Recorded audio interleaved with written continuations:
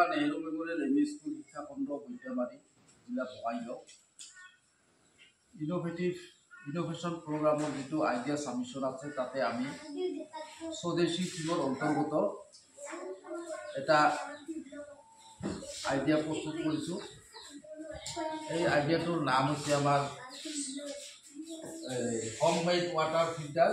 যেহেতু আমাৰ বিদ্যালয়খন একেবাৰে চৰ অঞ্চলত অৱস্থিত আৰু সেইকাৰণে এই বিদ্যালয়ৰ ছাত্ৰ ছাত্ৰীৰ উপযোগীকৈ এই থিমটো মানে ইনোভেটিভ যিটো আইডিয়া সেইটো প্ৰস্তুত কৰা হৈছে। এই আইডিয়াটো হৈছে কি, আমি এটা সৰু বটলত এইটো সহজলভ্য এই সহজলভ্য বটলটো আমি এটা ৱাটাৰ ফিল্টাৰ ঘৰুৱা ৱাটাৰ ফিল্টাৰ বল ভিত্তিকৈ ইয়াত প্ৰস্তুত কৰিব পৰা যাব। প্ৰথমতে আমি ইয়াত কটন দিয়া হৈছে, পিয়ৰ কটন। তাৰ ওপৰত কি দিয়া হৈছে, চাৰ্কল দিয়া হৈছে, তাৰ ওপৰত চেন দিয়া হৈছে, বালি দিয়া হৈছে আৰু তাৰ একেবাৰে ওপৰত মানে শিলগুটি দিয়া হৈছে।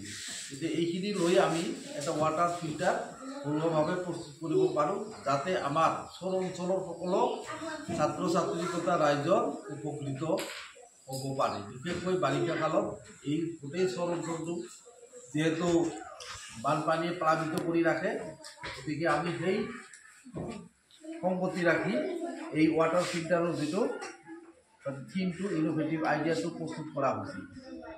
যে আমি এই ইনোভেটিভ আইডিয়াটো প্ৰদৰ্শন কৰি দেখাইছোঁ যে আমি এইখিনি বস্তু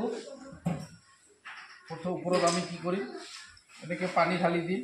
পানী ঢালি দিয়াৰ পাছত লাহে লাহে কি হ'ব, কিছু সময়ৰ পাছত পানীখিনি নিগৰি একেবাৰে চাফা হৈ ওলাই আহিব।